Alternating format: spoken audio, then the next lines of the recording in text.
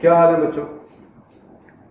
अब तक हम कर चुके हैं utility, law of diminishing marginal utility, relationship between total utility and marginal utility, consumer equilibrium in case of single commodity, consumer equilibrium in case of two commodity. एक portion complete हो गया हमारा cardinal utility propounded by Alfred Marshall. आज हम topic कर रहे हैं ordinal utility. Ordinal utility basically Hicks और एलन अप्रोच के नाम से जानी जाती है, जिसे हम हिक्सियन अप्रोच भी बोलते हैं। इनका यह मानना था कि it is not possible that a human can measure utility in terms of number. उसको हम क्वांटिफाई नहीं कर सकते। मैं एक चॉकलेट खाता हूं तो मैं ये तो कह सकता हूं कि हाँ ये आम से अच्छी लगी, बुरी लगी। मैं ये बता सकता हूं बहुत अच्छी लगी, कम लगी, बट ये नहीं कह सकता कि एग्जैक्ट कि कितना सेटिस्फैक्शन मिला। तो for a human it is not possible to quantify the utility in terms of number. He can give only rank. वो प्रेफरेंस बता सकता है अपनी कि चॉकलेट जो थी वो आम से अच्छी थी। किसको आप 1 रैंक दोगे, किसको 2 रैंक दोगे, किसको 3 रैंक दोगे। तो प्रेफरेंसेस के बेसिस पे आप डिसाइड कर सकते हो कि किससे मिलने वाला सेटिस्फेक्शन ज्यादा है और किससे कम, बट उसे क्वांटिफाई नहीं कर सकते, उसको आप नंबर्स में नहीं बता सकते। यह है आपका ऑर्डिनल यूटिलिटी, और इसको आप हिक्सियन अप्रोच भी बोलते हैं। और इन्होंने एक थ्योरी लेकर आए हैं इंडिफरेंस कर्व एनालिसिस। तो यहां से आपका 6 नंबर का सवाल आएगा, और सवाल भी बड़ा सिंपल सा आएगा, जो सबसे लास्ट में हम करेंगे सेकंड और थर्ड लेक्चर में। वो होगा explain the consumer equilibrium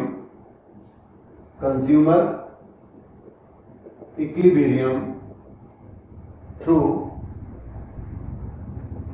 indifference curve. ये सवाल आपका 6 मार्क्स का एवरी ईयर आता है। आप मान के चलो कि इस सवाल को जब हम तैयार कर लेंगे, बहुत सिंपल सा सवाल है लेकिन इसके लिए हमें 3 लेक्चर लग जाएंगे। तो जब ये सवाल हम कर लेंगे तो आपके 100% 6 मार्क्स आ जाएंगे। और हमने 2 सवाल किए थे, consumer equilibrium in case of single commodity, consumer equilibrium in case of two commodity. इन 2 सवाल में से नॉर्मली, हमेशा नहीं बट नॉर्मली, एक सवाल आता है 3 मार्क्स का, 1 क्वेश्चन। आप अंदाजा लगाइए, ये जो यूटिलिटी चैप्टर है ये आपकी ऑर्डिनल अप्रोच है और ये आपकी कार्डिनल अप्रोच है। यहां से 3 नंबर का सवाल आना और यहां से 6 नंबर का, 6 का तो आना ही आना, ये तो कंफर्म है। ये भी आता है 99%, ये भी आएगा।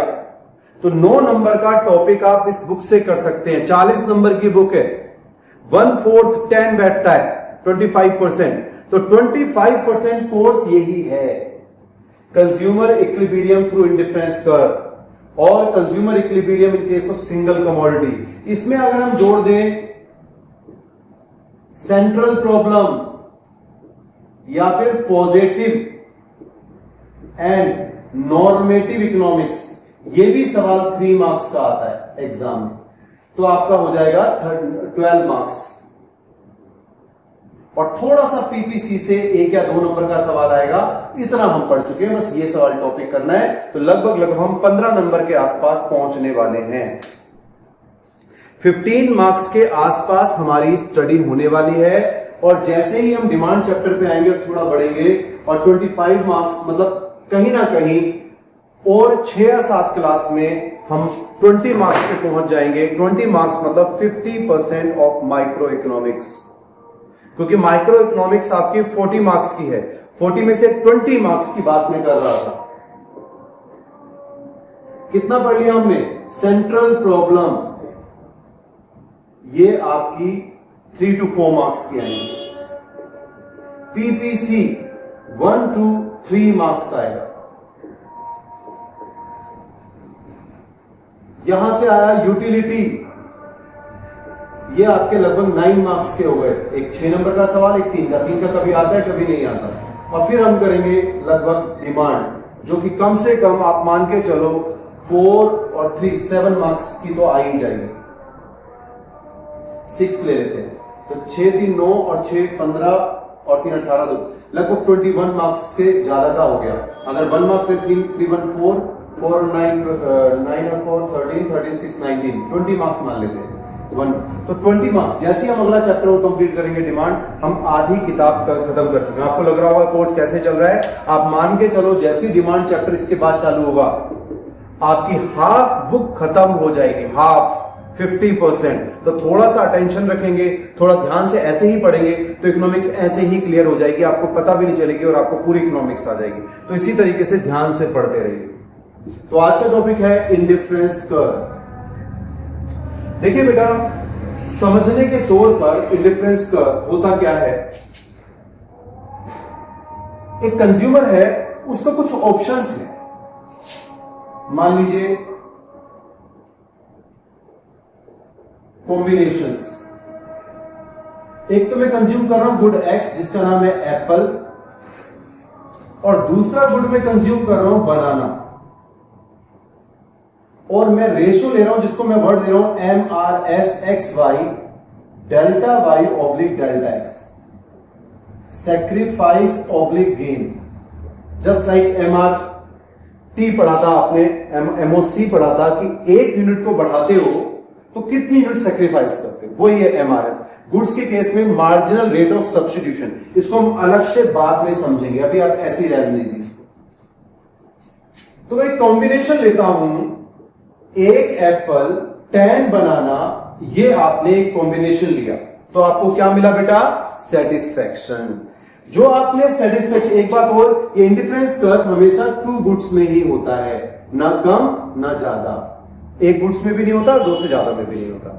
उसके पीछे रीजन ये बताया गया है कि हमारे कर्व में 2 ही एक्सिस होते हैं ग्राफ में, एक्स और वाई। तो एक गुड हम ले लेते हैं यहां पर और एक गुड ले लेते हैं हम यहां पर। तो 2 गुड्स के केस में इसको करेंगे for the sake of simplicity. और हमारे पास कर्व में सिर्फ 2 ही एक्सिस होते हैं, एक्स और वाई, इसलिए हम 2 गुड्स को ही लेते हैं।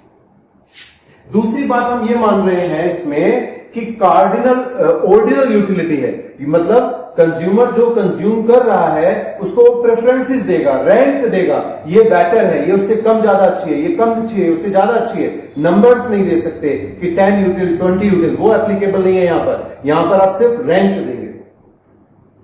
नंबर 3, इसमें हम मान सकते हैं कि कंज्यूमर रैशनल है बेटा। रैशनल कंज्यूमर मतलब समझदार कंज्यूमर के लिए ही कंडीशन है, जो समझता है यूटिलिटी क्या है, प्रेफरेंसेस क्या है, कौन सी ज्यादा गुड्स अच्छे हैं, कौन से कम अच्छे हैं, उन्हीं के लिए ये एप्लीकेबल माना जाएगा। और एक चीज इसने और लिया है assumption की MRS डिक्रीज करती है। देखो इसको भी समझ लो, MRS इंक्रीज भी कर सकती है, MRS डिक्रीज भी कर सकती है, MRS कांस्टेंट भी हो सकती है। मतलब जब आप एक एप्पल को बढ़ाओगे तो अगर आप सेम प्रोपोर्शन में बनाना को सेक्रीफाइस करते हो तो कांस्टेंट हो जाएगी। कैसे? 2 3 4 8 6 4, तो ये हो गया सेक्रीफाइस हुआ आपका 2, गेन हुआ 1, सेक्रीफाइस 2, गेन हुआ 1, सेक्रीफाइस 2, गेन हुआ 1, तो क्या हो गया आपका, कांस्टेंट हो गया। तो MRS कांस्टेंट भी हो सकती है। दूसरे नंबर पर MRS इंक्रीज भी कर सकती है, 10 9 7 4।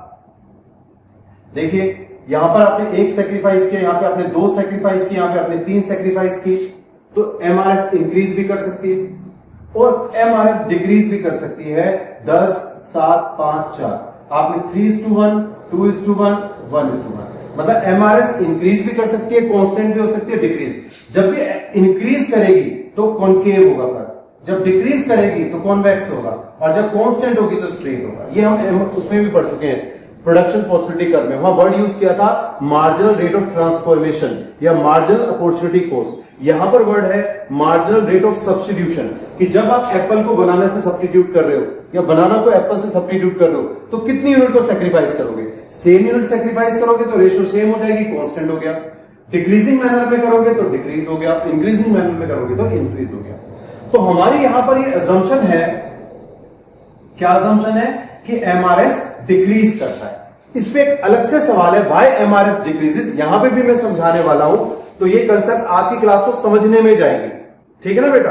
तो आप कोशिश करें, जितना भी मैं समझाने की कोशिश कर रहा हूं, बट तीसरे लेक्चर तक आते आते आपको इंडिफरेंस कर्व अच्छी तरीके से आ जाएगा। तो आप मुझे बताइए पहला कॉम्बिनेशन आपने क्या लिया, पहले तो बताइए अजम्पशन क्या लिया आपने।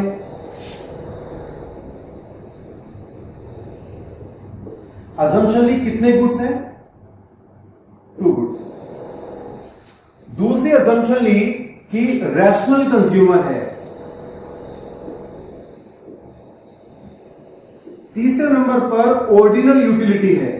ऑर्डिनल यूटिलिटी मतलब यूटिलिटी को हम नंबर्स में मेजर नहीं कर सकते, रैंक दे सकते हैं।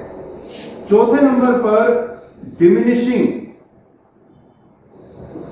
एमआरएस है। एमआरएस डिक्रीज करेगा, जब आप इसको बढ़ाओगे तो डिक्रीजिंग मैनर में दूसरी यूनिट को सेक्रीफाइस करोगे।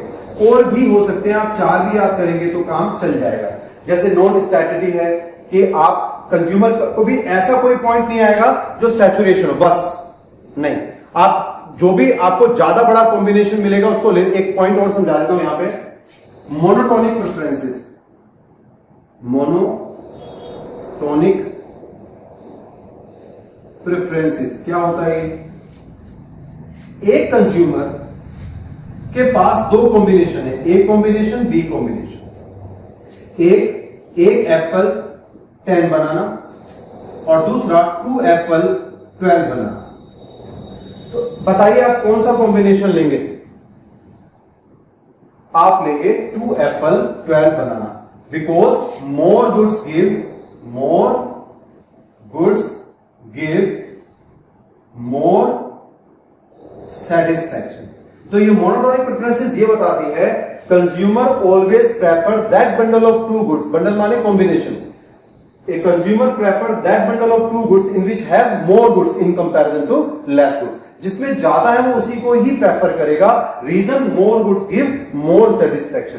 तो कभी भी ऐसा कोई पॉइंट नहीं आएगा जो सैचुरेशन वाला होगा कि बस इसके बाद नहीं। With given income and price जो भी उसका मैक्सिमम पॉइंट जा सकता है, जो मैक्सिमम डिफरेंस कर्व जा सकता है, उस पे आप लेंगे। तो ये छोटी छोटी बातें हैं जो आपको दिमाग में रखनी है कि 2 गुड्स है, रैशनल कंज्यूमर है, ऑर्डिनल यूटिलिटी है, डिमिनिशिंग एमआरएस है और मोनोटोनिक प्रेफरेंसेस हैं। ये बातें आपको समझ में आ गई। चलिए स्टार्ट करते हैं। तो अब एक बात बताइए बेटा कि अभी मैंने आपके सामने बोला कि आपके पास एक कॉम्बिनेशन है, 1 एप्पल 10 ऑरेंजेस, एक है 2 एप्पल 10 ऑरेंजेस, एक है 3 एप्पल 10 ऑरेंजेस, एक है 4 एप्पल 10 ऑरेंजेस, एक है 5 एप्पल 11 ऑरेंजेस। कौन सा कॉम्बिनेशन लोगे आप? ये कॉम्बिनेशन लोगे। इसको आप कह सकते हो it is my rank 1, this is my rank 2, this is my rank 3 and this is my rank 4 and this is my rank 5।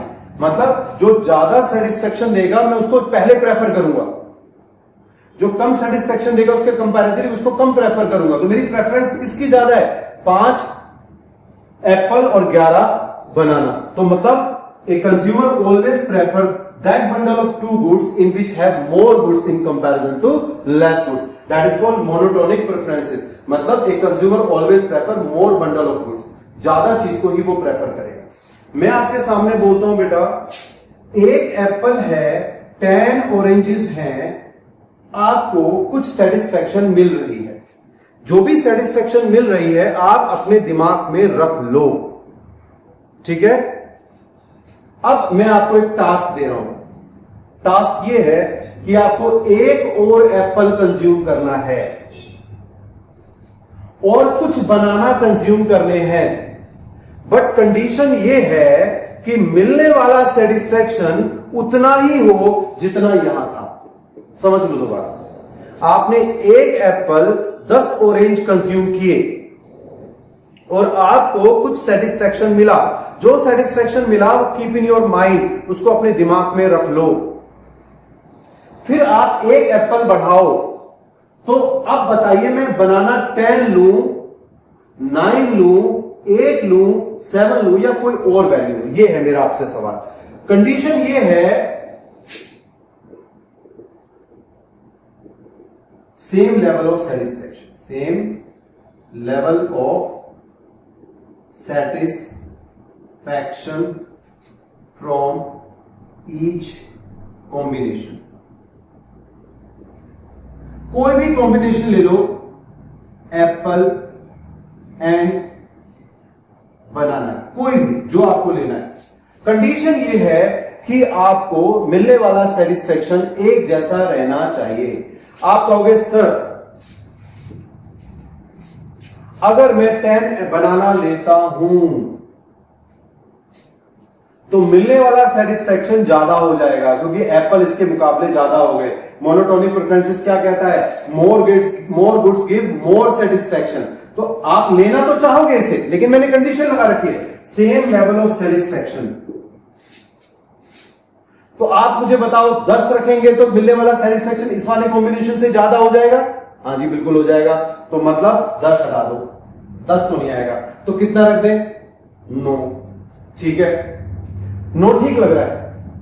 एक एप्पल बढ़ाया, एक बनाना कम कर दिया, ठीक लग रहा है नहीं लग रहा? लग रहा है। तो कायदे से ये पॉसिबिलिटीज हो सकती है कि ये satisfaction same they they. But मेरा एक सवाल है आप लोगों से, आपके पास एक एप्पल है और 10 बनाना, विच इज मोर इंपॉर्टेंट? सोचो आपके पास एक चॉकलेट है और 10 एप्पल है, तो आप 11वां एप्पल लेना चाहेंगे या अगली चॉकलेट? आपको कौन ज्यादा सेटिस्फेक्शन दे रहा है? जो चीज कम होती है वो ज्यादा सेटिस्फेक्शन होती है देती है, और जो चीज ज्यादा होती है उसका सेटिस्फेक्शन ऑटोमेटिकली क्या होने लग जाता है? गिरने लग जाता है। Law of diminishing marginal utility. Law of diminishing marginal utility क्या कहता है? When a consumer consume more and more unit of a given commodity, utility derived from each unit goes on falling. तो मतलब in apple is more important than banana, because banana 10 है, बहुत है, बहुत है, एप्पल एक ही है। तो एक और एप्पल मिल जाए तो मैं उसके बदले में कितने बनाना सेक्रीफाइस कर दूंगा? अगर एक और एप्पल मिल जाए, या ऐसा सोचो चॉकलेट मिल जाए एक और, तो मैं कितने बनाना सेक्रीफाइस कर दूंगा? सर 3 बोलोगे ना, सर 2, सर 4, अलग अलग। क्यों? एक एप्पल आपको इतना सेटिस्फेक्शन दे रहा है, ये जो अगला एप्पल है वो आपको इतना सेटिस्फेक्शन दे रहा है, और इतना सेटिस्फेक्शन मान लो 3 बनाना से मिलता है। कितने से मिलता है? 3 बनाना से। तो आप यहां पर कितने बनाना छोड़ने को तैयार हो गए? 7। हो सकता है किसी को इतना 2 बनाना से मिल जाता है, तो आप यहां पर कितना लिख दोगे? 8। बट अगर आप 9 लिखोगे तो कुछ गलती हो जाएगी। क्या? कि मतलब एक एप्पल बराबर एक बनाना, एक एप्पल बराबर एक बनाना, जो कि ठीक नहीं है।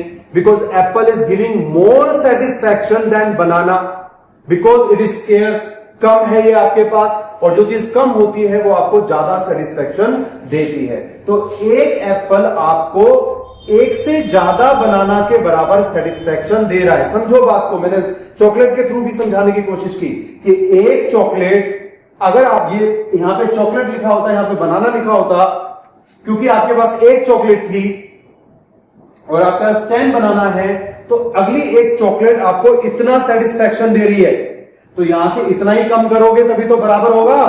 अगर यहां से इतना सेटिस्फैक्शन मिला एक यूनिट से, तो यहां से इतना ही कम करना पड़ेगा, इतना ही कम करना पड़ेगा, तभी ये दोनों बराबर होंगे।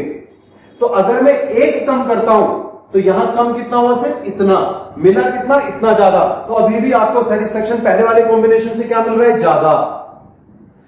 तो आप क्या करोगे? आप एक से ज्यादा यूनिट सेक्रीफाइस करोगे। अगर 8 लिख देते हो तो ठीक है, क्योंकि हो सकता है कोई व्यक्ति 2 बनाना एक चॉकलेट की प्रेफरेंस दे रहा हो सकता है आप यहां 7 लिखो, वो भी ठीक है, हो सकता है कोई 6 लिखे, वो भी ठीक है। लेकिन अगर यहां 9 लिखते हो तो गलत हो जाएगा, क्योंकि apple is more important than banana.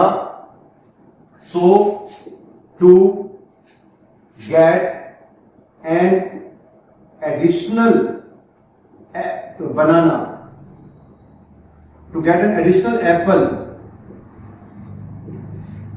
the consumer is ready to sacrifice more than 1 banana get equal level of same level of satisfaction, to get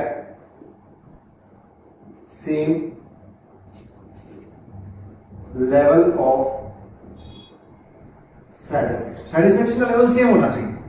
तो आपने यहां पर क्या किया, मैंने यहां पर लिख दिया 7। तो आपने 3 बनाना को सेक्रीफाइस किया एक एप्पल लेने के लिए। Reason, because in the beginning apple is more important than banana. So to get an additional apple, you are ready to sacrifice more than one banana. एक से ज्यादा बनाना सेक्रीफाइस करने को तैयार हो जाओगे, बिकॉज एक एप्पल एक से ज्यादा बनाना के बराबर है। मैंने माना 3 बनाना के बराबर है, आप 2 मान लो तो यहां 8 लिख देना, 4 मान लो तो यहां 6 लिख देना, बस 9 नहीं लिखना। एक एप्पल एक बनाना के बराबर नहीं, एक एप्पल एक से ज्यादा बनाना के बराबर है। एक से ज्यादा 2 भी हो सकते हैं, 3 भी हो सकते हैं, 4 भी हो सकते हैं। ये बात समझ में आ गई यहां पर। अब आपको मैं एक टास्क और देता हूं, एक एप्पल और ले लो। सर वेरी सिंपल, एक एप्पल और लिया, 3 बनाना सेक्रीफाइस कर देते हैं, तो यहां 4 लिख देते हैं और यहां पर आ जाएगा 3 बनाना इज टू 1 एप्पल। मैं कहूंगा रॉन्ग, गलत। क्यों गलत? क्यों है गलत? इसलिए बेटा, जैसे ही आप 2 एप्पल से 3 एप्पल आते हो, आप पे एप्पल की संख्या बढ़ गई। तो law of diminishing marginal utility क्या कहता है? ये कहता है when a consumer consume more and more unit of given commodity. जब कोई कंज्यूमर किसी गिवन कमोडिटी के मोर एंड मोर यूनिट को कंज्यूम करता है, utility drive from additional unit. When a consumer consume more and more unit of A given commodity, utility drive from additional unit goes on falling और decreasing. जैसे जैसे आप किसी goods की more and more unit को consume करते हो, हर अगली यूनिट से मिलने वाला सेटिस्फेक्शन, जब आप यहां से यहां पर आए थे तो आपको इतना सेटिस्फेक्शन मिल रहा था, जब आप यहां से यहां आए तो आपको इतना मिल रहा है। क्यों? क्योंकि आप जैसे जैसे एप्पल का सेटिस्फेक्शन बढ़ाते जा रहे हो, मिलने वाला सेटिस्फेक्शन क्या होता जा रहा है? कम। तो पहले आपने इतने के लिए 3 बनाना इसके बराबर थे, 3 बनाना आपने सेक्रीफाइस किए थे एक एप्पल के लिए। अब एक एप्पल से मिलने वाला सेटिस्फेक्शन इतना है, अभी भी 3 कर दोगे तो क्या होगा? मिलने वाला सेटिस्फेक्शन ज्यादा और सेक्रीफाइस क्या कर रहे हो? मिलने वाला सेटिस्फेक्शन कम है और सेक्रीफाइस क्या कर रहे हो? ज्यादा। तो अब भी इक्वल सेटिस्फेक्शन नहीं रहेगा। तो मतलब पहले से कम सेक्रीफाइस करने पड़ेंगे। मतलब ये हुआ, अब आप यहां पर सेक्रीफाइस करेंगे पहले से कम। आपने 2 बनाना सेक्रीफाइस किए एक एप्पल के लिए। समझ लो बेटा, बात समझ में आ गई होगी आपको। मैंने बोला कि एक और एप्पल को कंज्यूम करने के लिए अब पहले यहां से ज्यादा सेटिस्फेक्शन मिल रहा था, लगभग इतना सेटिस्फेक्शन मिल रहा था, तो आपने यहां पे इतना सेटिस्फेक्शन सेक्रीफाइस कर दिया, दोनों बराबर हो गए, इक्वल सेटिस्फेक्शन हो गया। अगली यूनिट से मिलने वाला सेटिस्फेक्शन थोड़ा कम हो गया, तो यहां भी आप कम ही सेक्रीफाइस करोगे, तो आपने 2 सेक्रीफाइस किए। और जब आप एक और यूनिट बढ़ाते तो मिलने वाला सेटिस्फेक्शन और कम हो गया, तो अब आप और कम वो करोगे। यहां पे आपने पहले किए थे 3, अब किए 2 तो यहां पे 5 लिखोगे, और अब किया 1 तो अब यहां पे 1 लिखोगे। मतलब क्या हुआ? देखो समझ लो एक बार। पहले एप्पल बहुत इंपॉर्टेंट था, तो एक एप्पल इतना सेटिस्फेक्शन दे रहा था, इतना सेटिस्फेक्शन 3 बनाने के बराबर था, तो मैंने 3 बनाना सेक्रीफाइस कर दिए। अगला एप्पल थोड़ा कम सेटिस्फेक्शन दे रहा है, ये 2 बनाना के बराबर है, तो मैंने 2 बनाना सेक्रीफाइस कर दी। अगला एप्पल इतना ही सेटिस्फेक्शन दे रहा है जो 1 बनाना के बराबर है, मैंने 1 बनाना सेक्रीफाइस कर दिया। ये हो गया 1 बनाना एक एप्पल के लिए। तो ये आपको समझना है, इसको बोलते हैं लॉ ऑफ डिमिनिशिंग MRS। क्या बोलते हैं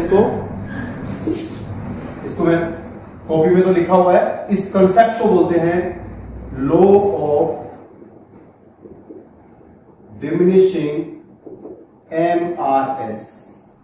ये देखो, डिमिनिशिंग एमआरएस। हमने अज्यूम किया हुआ है पहले कि ऐसा होता है, मैंने आपको समझाया है। ये एग्जाम में नहीं समझाना, ये कभी आप सोच रहे हो इतना सारा समझाना पड़ेगा, नहीं, बिल्कुल नहीं।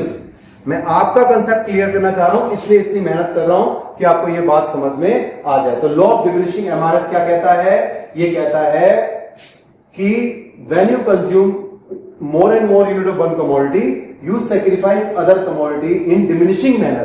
पहले आपने 3 यूनिट सैक्रिफाइस की, फिर 2 की, फिर 1 की। यही कह रहा है डिमिनिशिंग एमआरएस। अब आगे बढ़ते हैं, यहां तक तो समझ में आ गया। इसको मैं एक टेबल को ग्राफ पे उतार देता हूं। यहां लिखता हूं एप्पल, यहां लिखता हूं बनाना, 1 2 3 4, 2 4 6 8 10। तो 1 पर कितना है? 1 पर है 10। 2 पर कितना है? 2 पर है 7। 3 पर कितना है? 5। 4 पर कितना है? 4। तो ये कोई कर्व आ गया आपका, कॉन्वेक्स आएगा। कैसा आएगा? कॉन्वेक्स, ऐसे। ये कॉम्बिनेशन हो गया, 1 Apple 10 banana.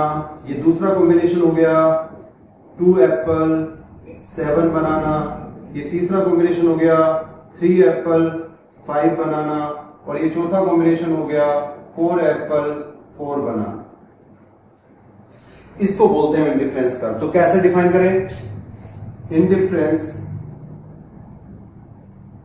Curve is a curve that shows all possible combination of two goods. Indifference curve is a curve that shows all possible combination of two goods that gives equal level of satisfaction to the consumer. चलिए देखते हैं वो indifference curve क्या है। Indifference curve is a curve that shows all possible combination. All possible combination की जगह हम different combination भी लिख सकते हैं। That shows different combination of two goods. दो गुड्स के वो कॉम्बिनेशन को दिखाता है that gives equal level of satisfaction. ये जितना सेटिस्फैक्शन दे रहा है ये कॉम्बिनेशन, उतना ही ये दे रहा है, उतना ही ये, उतना ही ये। तो इंडिफरेंस कर्व का मतलब होता है कि ऐसा कर्व जो दो गुड्स के वे सभी कॉम्बिनेशंस को दिखाता है जहां पर कंज्यूमर को मिलने वाला सेटिस्फैक्शन एक जैसा हो। इनडिफरेंस, इनडिफरेंट मतलब कुछ भी अलग नहीं। जो आपको ये सेटिस्फैक्शन दे रहा है कॉम्बिनेशन, वही कॉम्बिनेशन यही सेटिस्फैक्शन ये दे रहा है, वो ये दे रहा है। इसी को जब आप कर्व पे उतारते हो that is called indifference curve. इसको आप अच्छे से तैयार करना। नोट्स मैं डाल रहा हूं उसमें, लेकिन सारे भी या नोट्स में अभी नहीं डालता। इसी को 2-3 बार सुन लीजिए क्योंकि अभी मुझे इसमें काफी कुछ समझाना है। ये बात आई थिंक समझ में आ गई होगी। ठीक है बेटा, थैंक यू।